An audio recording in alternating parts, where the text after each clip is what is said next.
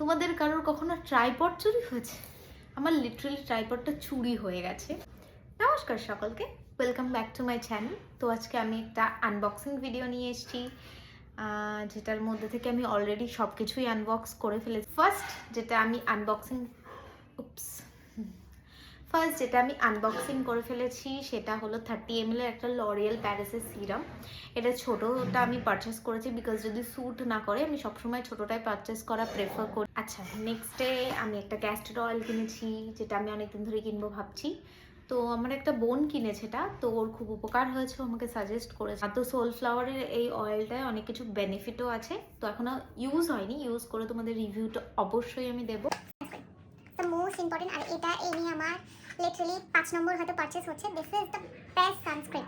আমি অনেক রকম সানস্ক্রিন ট্রাই করেছি, বাট এটা আমার কাছে বেস্ট। এটা আমার জন্য সামারে উইন্টারে 2 টাইমই ইউজ করে দেখেছি। This is the best one, you have to. এটা যে ছোটো স্ল্যাশেটা আসে সেটাও আমার কাছে ছিল, বাট সেটা হয়তো মা ফেলে দিয়েছে। এটা এরকম আসে, এখানে একটা ইয়ে থাকে, আর এখানে পাম্প দিয়ে এই পাম্পটা প্রেস করে তোমাকে বের করতে হয়। মোট কাটা গেল। তো বেস্ট, এটা বেস্ট। যাদের কম্বিনেশন স্কিন আছে, ড্রাই স্কিন আছে, তাদের জন্য বেস্ট, বিকজ আমার খুব ড্রাই স্কিন এবং কম্বিনেশন হয়ে যায় গরমকালে, তখন আমি এটা ইউজ করি, যেটা বেস্ট রেজাল্ট দিয়েছে। নেক্সট আমি কিনেছি একটা ট্রাইপড। আচ্ছা, ট্রাইপডটা কেনার একটা বড় কাহিনী আছে। তোমাদের কারোর কখনো ট্রাইপড চুরি হয়েছে? আমার লিটারালি ট্রাইপডটা চুরি হয়ে গেছে, তাই আমি আরেকটা অর্ডার দিই। এটা জাস্ট আমি মুখটা এখন খুলেছি, এখন আনবক্সিং হয়নি। এটাই একমাত্র আনবক্সিং হয়নি। তো চলো আনবক্সিং করা যাক। তো এই হলো আমার ট্রাইপডটা।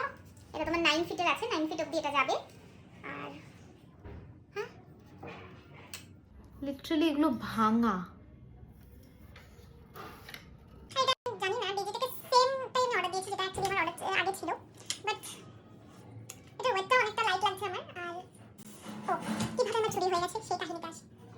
এটা অ্যাকচুয়ালি ফেরত দিতে হবে, বিকজ এর মধ্যে অনেক ডিসপুট আছে। আমি তাও খুলে ভালো করে দেখছি যে আর কি প্রবলেম আছে এর মধ্যে, তারপরে ডিসিশন নেওয়া হবে যেটা থাকবে না যাবে। তো আসি আমার চুরির কাহিনীতে। সেটা হলো চুরিটা আমার এই কারণেই হয়েছে। আমি রোজ মোটামুটি কখনো কখনো দোকানে নিয়ে যাই আমার ট্রাইপডটাকে, বিকজ আমি হেয়ারের কাজ করি, তো তখন ট্রাইপডটা আমার ইউজ হয়। বাট জানি না কীভাবে ট্রাইপডটা আমি আনতে ভুলে গেছি বাইরে রেখে। তো লিটারালি আমার মাঝরাতে মনে পড়েছে যে আমার ট্রাইপডটা আমার দোকানের বাইরে রয়েছে। তখন তো আনা পসিবল নয়। তো একদমই ভোরবেলা ঘুম থেকে উঠে খুব দৌড়াতে খুব হোপ নিয়ে গেছি, যদিও আমার একটুও হোপ ছিল না যেটা পাবো। তো ভাবলাম যে না, আমার কপাল তো সবসময় খারাপ থাকে, এবার যদি কিছু একটা ম্যাজিক হয়ে যায়। তো যাওয়ার পরে দেখলাম আমার ট্রাইপডটা ওখানে নেই, আর কেউ দেখেও নি। 2-3 জনকে জিজ্ঞাসা করলাম সকালবেলা,